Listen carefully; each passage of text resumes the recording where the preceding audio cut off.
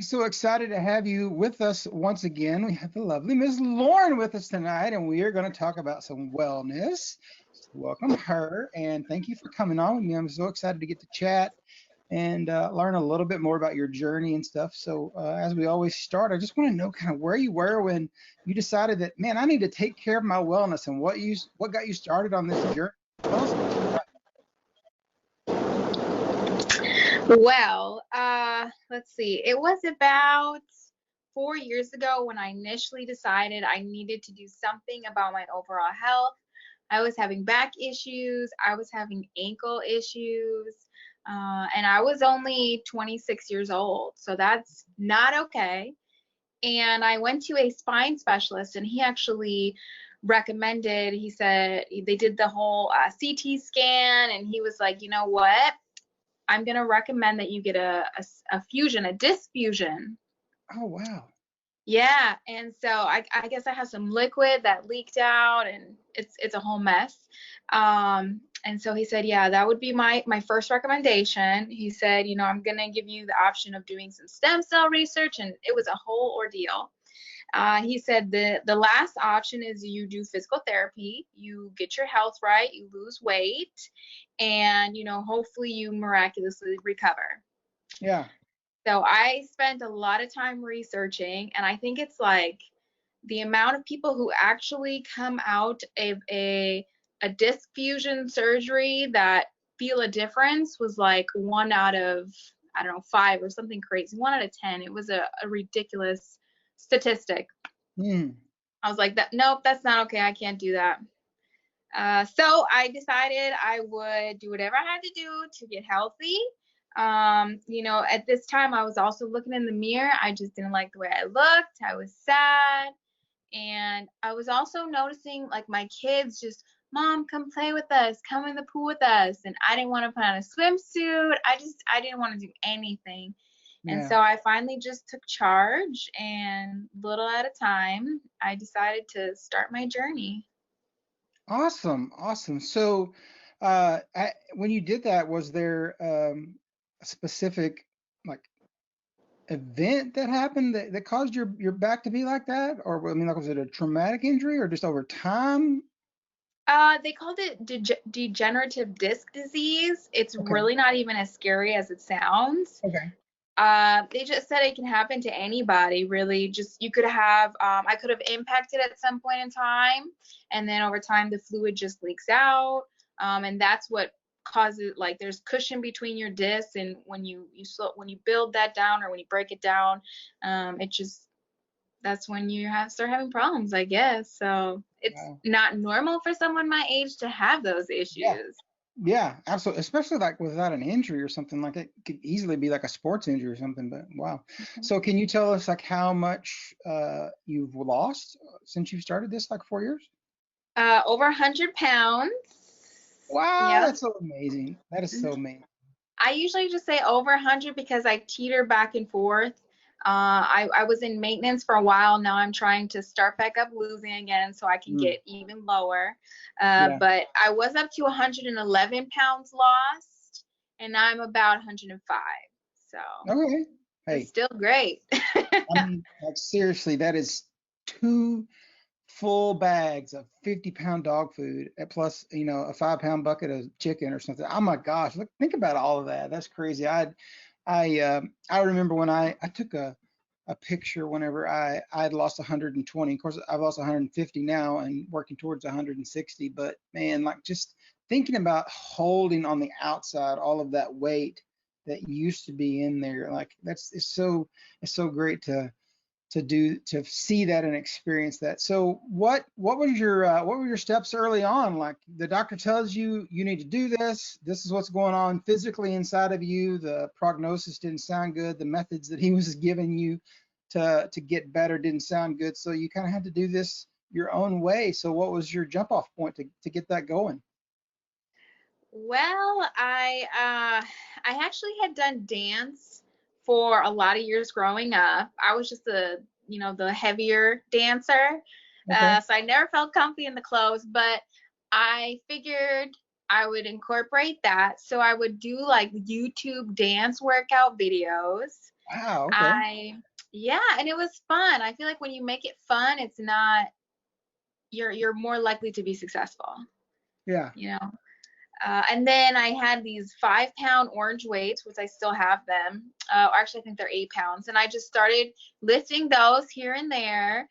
Hmm. I would do jumping jacks before bedtime. I made sure I did 100 jumping jacks before bedtime every night, no matter how tired I was. That was my thing. Yeah. Um, I couldn't do sit-ups at the time because my back was so bad, but I would slowly, even if I could do one or two, I was like, that's a success. So Yeah. any little thing I could do. I started eating salads, which I never ate salads growing up. You couldn't get me to touch a salad. Yeah. I just would dress them up, make them exciting. I started learning how to cook salmon better. Started learning to use like ground turkey meat and just anything healthy. I would try to make it exciting. And that was pretty much it. Eating and slowly working out.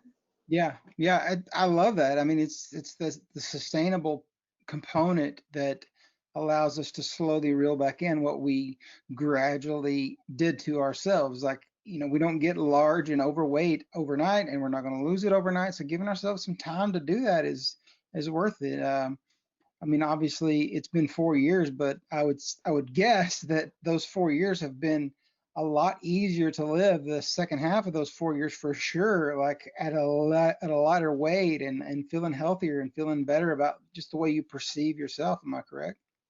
Yes, so much better. And it's funny you say that because I always hear that phrase, I wish you could lose it as easy as it was to gain it. Yeah. It really is a struggle. I do feel like taking so much time to lose it in my way helped me sustain it longer. Hmm. And then I made a chart for myself. So when I lost, when I got to 225, I would reward myself with like makeup palette. And then Yeah. 200 pounds, I would do this. And then I did that all the way down to 150 pounds, which was my goal weight. And then when I hit 150, I told myself if I can maintain it for 1 year, I'll get a tummy tuck. Or it was 160. If I can Yeah. maintain it, I'll get a tummy tuck. And that's what I did. So I feel like, getting there, maintaining it, and then like rewarding myself throughout, the whole journey, just it really helped me sustain it and also make it livable. Yeah. Yeah. Absolutely. Absolutely. I think it's great to to have those things that we're working towards, those outcome goals and that kind of stuff that allows us to push for. What do you do? Like, what's your weekly goals? Like, do you have certain goals to eat this way for 5 days a week and give yourself some extra meals that are a little higher in calories, or do you have goals to get in the gym this many times? Like, how do you work on your smaller goals? So my smaller goals are definitely to work out at least 5 days a week. Okay. If I can work out 6 or even sometimes 7, then I will do it. If I eat something maybe that I didn't eat mindfully, which instead of cheat meals, I consider it, not eating mindfully, Hmm. then I will definitely make sure I work out even harder to try and, counter that a little bit as much as I can. Um, Maybe not eating sweets or dessert every single night because that's my weakness. I love dessert. I absolutely love it. I was someone who used to eat like cupcakes all the time. Yeah. So if I can not eat so many, for 5 days, then on the weekend maybe I'll have something really, really good. Or if I can stick within my points for the whole day, on the weekend, maybe I'll dip into my weeklies and enjoy Hmm. a nice date night. But I try to do things that are within my reach because then it's more exciting. Yeah. Um, but I really feel like it's important to do that kind of concept is, what are my little goals and not so much focus on long term, next year, 5 years Yeah. from now. So I take Yeah. full Absolutely. advantage. Absolutely. I mean, when I first started on the journey, I literally really close to needed to lose 200 pounds, and that goal was never even really one that I thought I would even want. In the aspect of it seemed like it was so far away and attainable. Like if you had held the the finger to me and said, "Hey, tell me the number you would really like to be," it would have been somewhere near that. But I never even aspired to that because I didn't think it was possible. And that's one thing about slow and sustainable. It makes monster goals possible because you just can't see the path when you're at the bottom of the mountain. You can't even see the top of the mountain. A lot of times you have to get most of the way up to the to the summit to get to where you can see the top. And Mhm. I think that it's key to remember all those steps have to have value. So how do you really find your joy or find happiness or what brings you life? I mean, obviously you said the working out component 4 or 5 times a week. That has to be, I'm guessing, especially since you've put the fitness component like in your name, that has to be something that really does bring you to life and bring joy to you and give you the feelings that you're looking for. Is that true? Yes. I notice like if I work out for an entire week or at least 5 days in one week, I wake up much more happier, excited. I feel fulfilled. I don't feel bloated. I just feel better. I don't have aches and pains. Yeah. Whereas if I go an entire week without working out, I just don't feel good and it will just keep draining you every day. So I Mm. just for me that's something very fulfilling not only because it makes me feel good, but I feel better about myself. I'm happier to be for others to be around as well. Hmm. Cooking also brings me a lot of joy. I don't know Oh, okay. why, but it really does. I think it's just because growing up I cooked with my mom a lot and my grandmother, so it just gives you the warm fuzzies, I guess, Yeah. and just seeing what I can create. Because I'm outside of cooking and working out, I feel like I'm not a very creative person. Okay. So it's nice where you have something you can enjoy, you can share with other people, and brings you the warm fuzzy feeling. So Hey, hey, absolutely. So when you started your journey, like there was a lot of physical inability, right? Like there was just a yes. lot of the things that you can do today you couldn't even think about doing. A How did lot. how did you push yourself to like to try harder things and to do that? I just slowly did it. Like squatting, I my form was nowhere near what it is today. Something as little as a squat, where you're supposed to have the heels of your feet stay on the ground throughout the whole squat. I Mhm. could not do that at all. Okay. Or even like the sit up, for example, like I said earlier, that was so brutally painful. And I know like the waist training, I also had a back brace at the time, but wearing that consistently while I worked out helped me. Also, finding workouts that were good for people with back issues. Like I Okay. have a medicine ball, and if you use that a certain way, you can counteract the weight from your back, and so just slowly doing that and building my core helped me over time. So Yeah. it's really about consistency. Like it Mm. really is. So have you, I mean, do you, is the doctor signed off or are you self-diagnosed that you're pretty much just normal now, or do you still have things that you have to watch out for or? I well he has released me. If I'm having a lot of issues, I can always go back. He knows me very well for about a good year. After that, he monitored me. I kept Mhm. going in. He monitored my weight. And then he's like, he does the touch your toes, do this, do that. The fluid's still where it is. It's gone. It is what it is. But just his overall diagnosis is how do you feel? Yeah. Can you do this? And he also noticed I wasn't having muscle spasms as often. They had me on medicine for anti-inflammatory, muscle relaxers. I don't have any of that anymore. Yeah. I don't Wow. even need That's amazing. I mean, that's a true them. testament to how hard you've worked.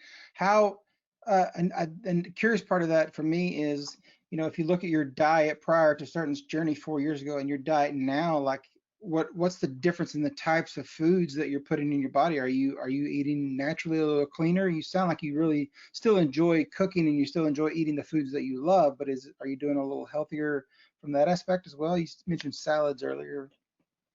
I am eating so much healthier. I Yeah. used to eat, I think like my favorite meal was at Wendy's, and it was the spicy chicken, and I would get Mm. like the biggest fry, side of chicken nuggets, and that was just like one meal. You know, that doesn't include all the other times I would eat in a day. Just eating very, bad, very, Yeah. very junky, lots of fats, fast food all the time. I still cooked. The thing is, I just wasn't paying attention to any portions. Hmm. So like tonight I had taquitos, and I was mindful of the size. I was mindful of how much chicken I put in it. Whereas before, I probably would have had like 10 or 12, put on as much cheese as I wanted, all the Yeah. sauce and fixings, like, Yeah. beans and rice. And now it's like I have to choose. Do I want the, taquitos, or do I want the rice? Hmm. Do I want the rice, or do I want lots of cheese? Yeah. So now it's just about balancing out. I can still enjoy all those foods that I like, but I just have to balance and decide which one I want more. That's Yeah. ultimately what it is. Absolutely. And I love that example, because I've had the same example for myself. The example being where you eat something that previously you would have eaten like this amount, but now this amount is what you end up eating. And it's not just I'm going to restrict myself and only eat this amount. It's bringing this amount into the control of your mind and saying this is enough. And the same satisfaction and happiness can come and arrive in eating a smaller amount, and you don't feel like you have been neglected or you feel like you're deficient or nothing like that. You actually assign the same value that you would have assigned previously, and a lot of that comes from I think, and we'll see what you say as well, but like a lot of it comes from listening to our body. And for me, prior to this journey, I never listened to my body. I just ate, and then after I was done eating, I would sit there and deal with the consequences of overeating and be like, for like, Yeah. an hour or something like that. And so I think and also, the actual way that our body is physically constructed, when it has become used to eating smaller amounts, we can physically eat less and have the same physical reaction in our stomachs of being full. So I love that there's so many components of a longer journey that you don't get that first month or that the first few weeks, that later on you can actually hold in that moment and be like, I'm happy with this because of, do you feel that for yourself? Yes. Another component, or something that I always remind myself, and this is what I tell people too, because I actually work with someone who, she'll bring in baked goods, and she'll be Mm. like, Lauren, here, have a muffin, eat this donut, eat this piece of pie. And I was like, I don't want it. Or I already have my meals planned for the day. Like, I don't want to overeat. And she'll be like, oh, it's just one donut. It's just this. No, the donuts are always going to be there. I Yeah. guarantee people are always going to bring me donuts. The Reese's peanut butter cups, they're always going to be there. The see Little Caesars pizza, it's always going to be there. Today I have planned this. Maybe next week I can have one slice of Little Caesars Yeah. pizza for 9 points, and build my day around that. But Hmm. today it just didn't work out. So I think um, part of like part of it is reminding yourself that those things will always be there. Again, just which one do you want more today? Yeah. Yeah. And it's, on a small crude level, it's really when you get in on a roll on this journey, you have the opportunity to make those choices. Uh, yes, today is a worth it day, or no, today is a not worth it day. Yes, the donut, it is worth it today. I have assigned that.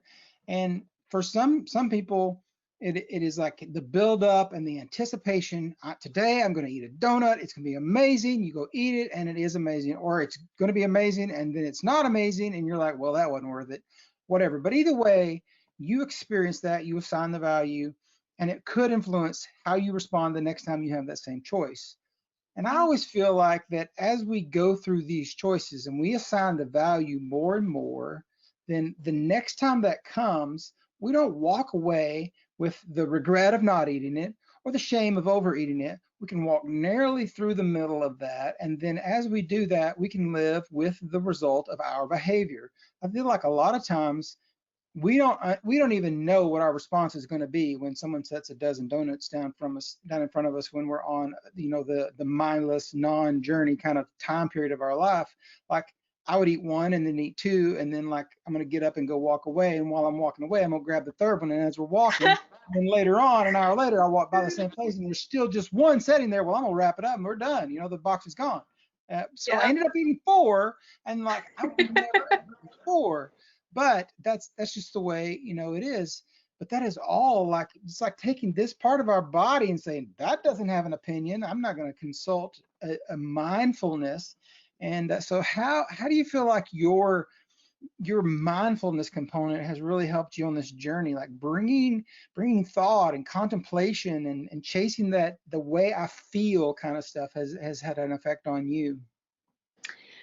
I always try to remind myself of how I feel when I've overate something. Mm, I don't know if you read my post a few days ago, but I talked about when I did keto, yeah, and I did have a lot of success on it. But the thing is I would have, like a mindfulness, cheat meal a lot. And when I did, I felt so bad and so disgusted. Like the next morning, not even just that day, but the next morning, I felt like my stomach was in knots. I didn't feel good. I didn't like myself for making those choices. And I just, moving forward after doing that so many times, I started to remind myself, I would look at something and I'd be like, I don't want to feel that pain mhm, again. yeah, And after so long, eventually that's why I decided to go back to Weight Watchers, is because it does allow you to eat, carbs and, normal food that everybody else eats every day. yeah, But I just have to remind myself, okay, don't overeat because I still don't want to feel like I felt that one day. Or, yeah. when I ate that whole bag of chips and I woke up and my skin was greasy or, whatever. I just try to remind myself of how I felt when I ate, certain food, or when I overate, or, just how things made me feel. I think it's important to really, like you said, listen to your body because it tells you a lot.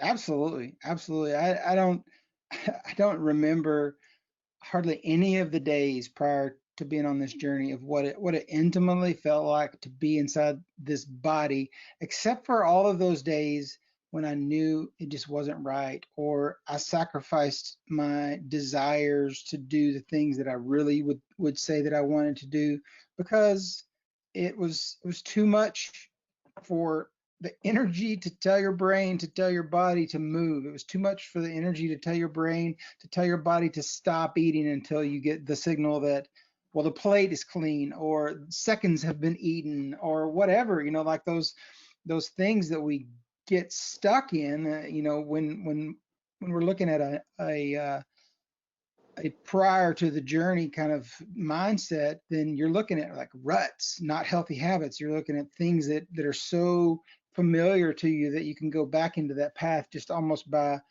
sheer gravity pulling us back down in there. So as you started this journey and as success started to come, you lost 30 pounds, 40 pounds, 50 pounds. How did it affect the way you perceived the person in the clothes and the person in the mirror and the person that was doing all this new physical activity and stuff? How did it affect the way you thought about yourself? I went through a lot of emotions throughout the process. I think as one, I never got the opportunity for 27, 28 years of my life. I never got the opportunity to see myself for the person that I felt that was on the inside. Yeah, So, when I saw my collarbones, I think I was towards like 170s.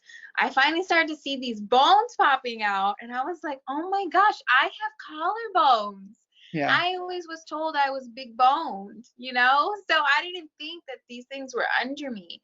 Or yeah, like when I felt my hip bones, oh my goodness, that was just such an amazing feeling. So Yeah. as the pounds started to shed, I started to realize, I was mirroring more of the person that I believed was on the inside.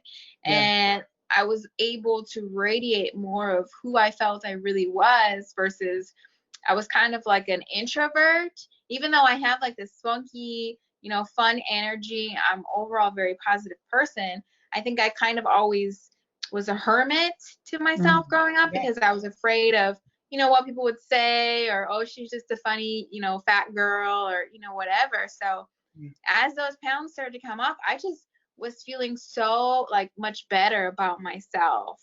Finally being able to, just be myself. Yeah. Yeah, absolutely. It's liberating to be able to, one, have the thoughts of self-perception, have the thoughts of telling your story, and then being able to have the confidence as well that goes along with that, to actually start to tell that story and be like, well, I did this, and I should be proud of that. And if no one is listening, I'm still proud of that, and that's okay. So, tell me how you decided to start share with us online and stuff like that.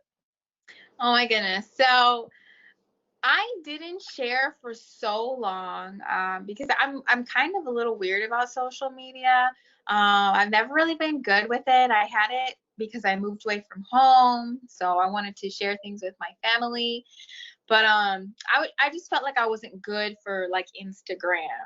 Yeah, But people were always like, they would get a glimpse of me losing weight, or they would see me, showing off my big pants or the meals that I was cooking. And I got so many questions like, what are you doing? How are you losing weight? Da, da, da, da. What are your workouts? This and this. And it just went on for so long. So I'm like, all right, let me start sharing. And then the more I shared, people were like, oh, can you show this? Can you post me this? What's this recipe? So I was like, all right, if I'm going to do this, I'm just going to do it and I'm going to give it my all. yeah, Because I really love when people tell me like I've been an inspiration to them or I'm helping them, like that brings me so much joy. yeah, And so I just, being that I've been in their situation, like I really enjoy helping other people feel better. yeah. Just, it's such a beautiful thing to love yourself, and I really feel like everybody deserves that. So, all of that just really motivated me to get out there.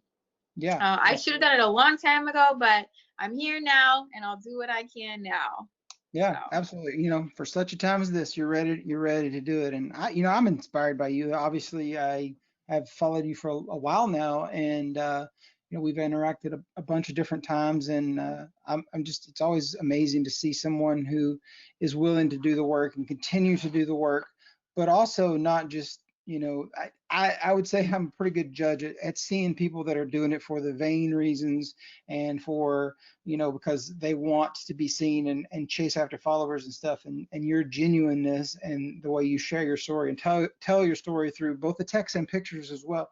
It is inspiring to see, and that, man, this person is somebody that you can model a journey after, because I feel like there's a lot of people that they will get on here and they will start an Instagram because they see that this is a place where a lot of inspiring people hang out, but they're always looking for someone that they can model their life after, because they know that so you have to see a path out, to start your journey. It might not be the end that you can see, but you have to start somewhere. And when you see somebody that is successful and is maybe a little bit like you, and someone who can tell a story that sounds familiar to you, then you're like, well, I want to do something like that. And then you find your own exact path as you go. And I know that was a help for me to be able to see some people that had done that successful thing. So, I just want to say, shout out to you for telling your story, and you're doing it in such a great way. So, hey, I want to jump in here for just a second and take a pause, and we'll hear from one of our sponsors. Thank you for joining us. We'll be right back. Now a message from our partners.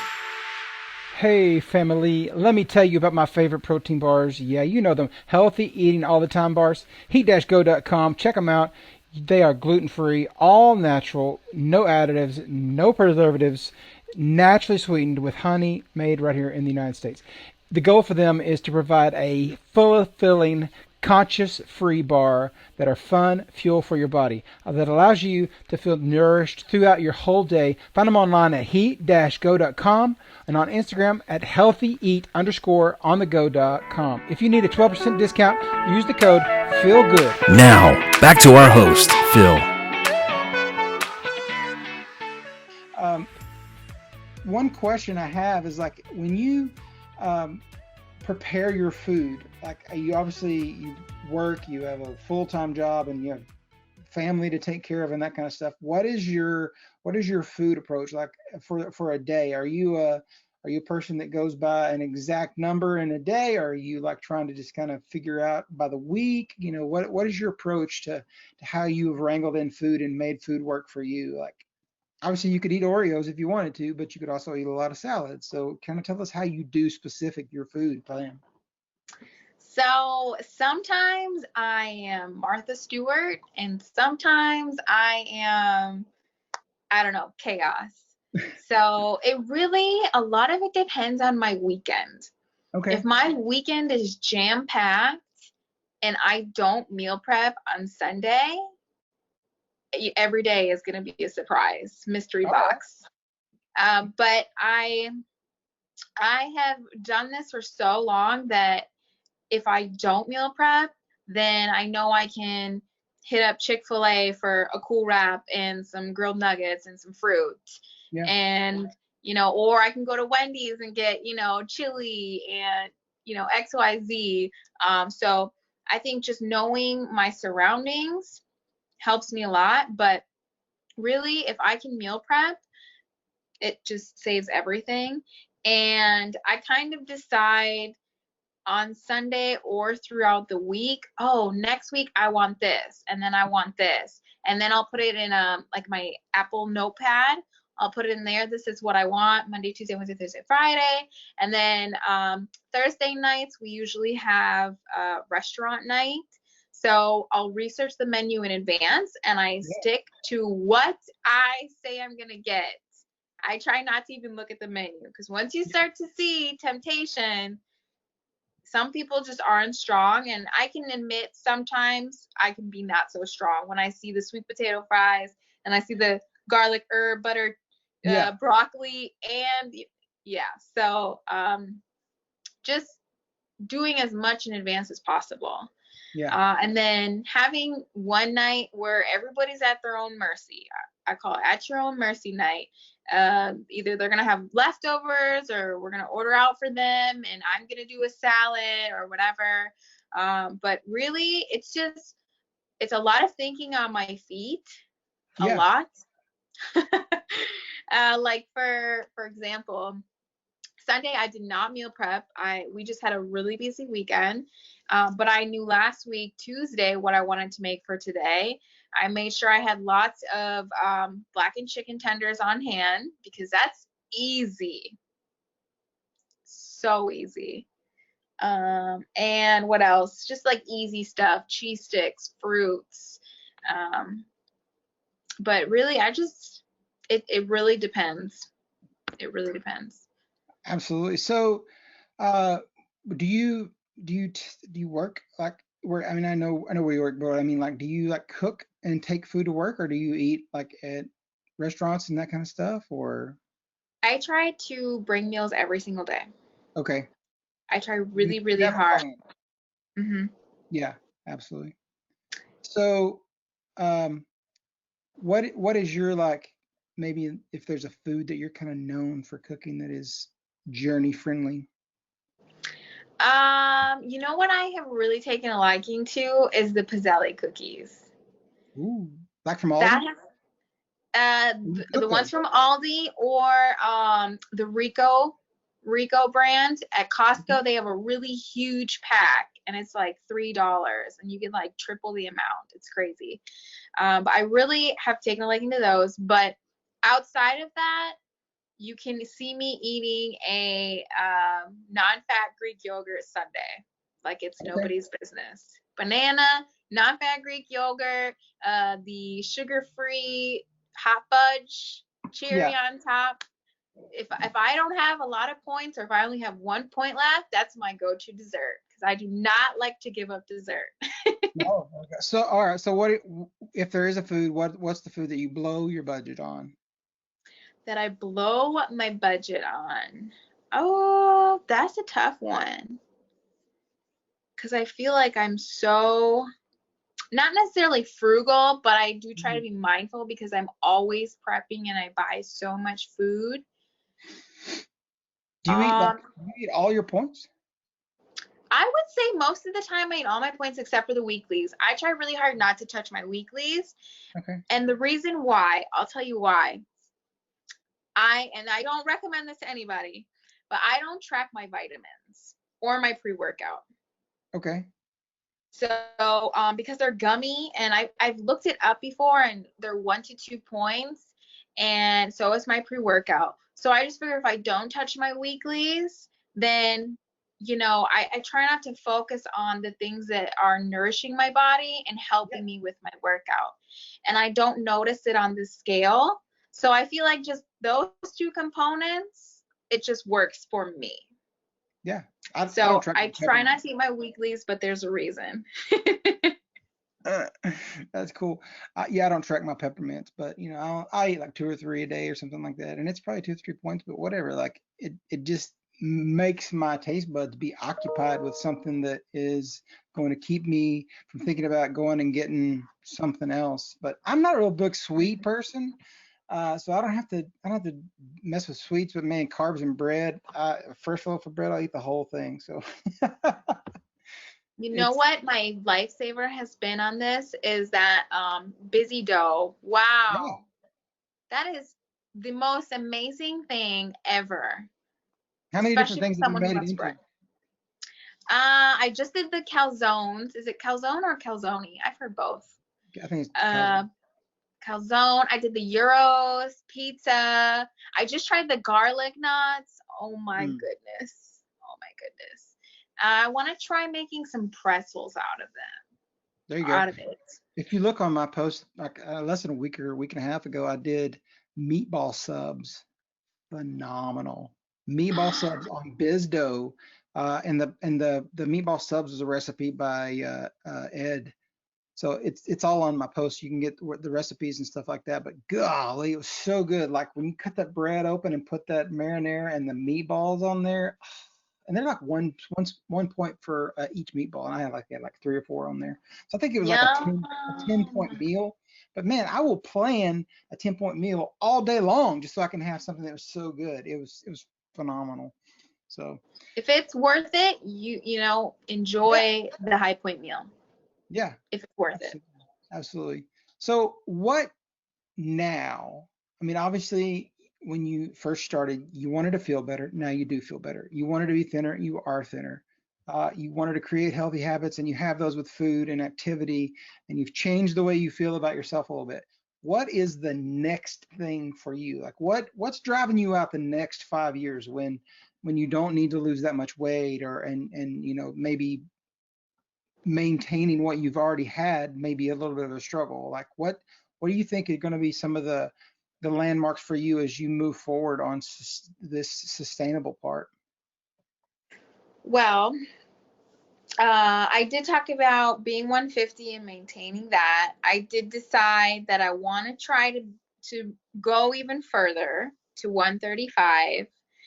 So that goes hand in hand with, sustaining, because if I don't, get into the 140s, I always try to remind myself, or I do go back and forth between like 140 and 150. I try to remind myself, as long as I'm not getting into the range of high 150s, I'm still successful. It's not that, my life is crashed and burned or anything like that. I'm still successful. I'm just, having a bad day or a bad week or not a bad life.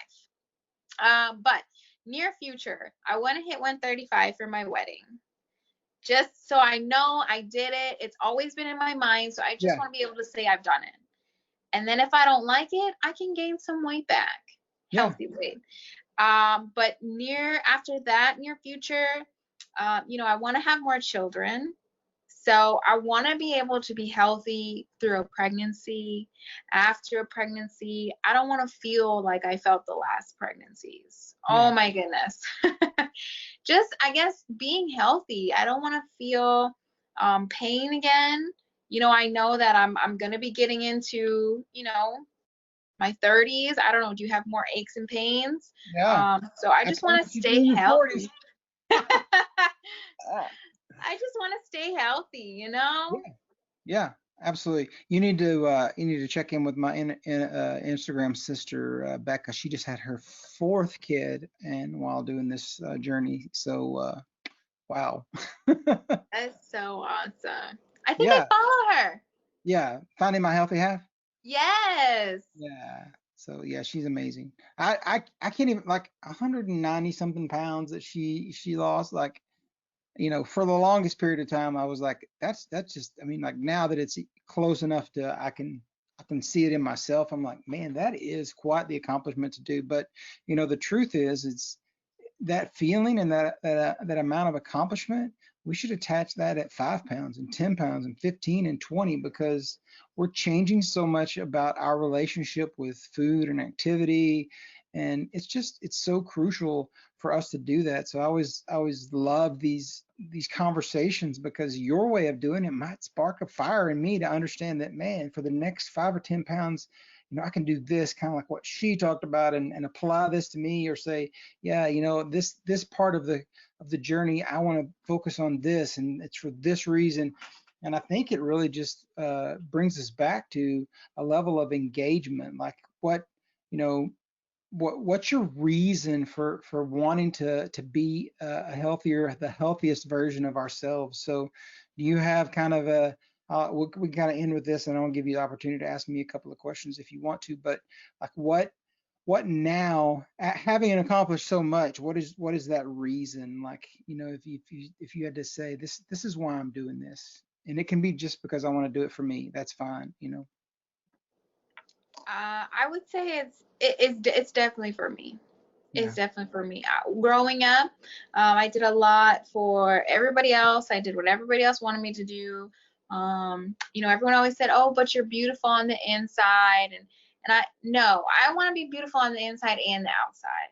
Yeah. And I want to love myself enough to continue to be healthy.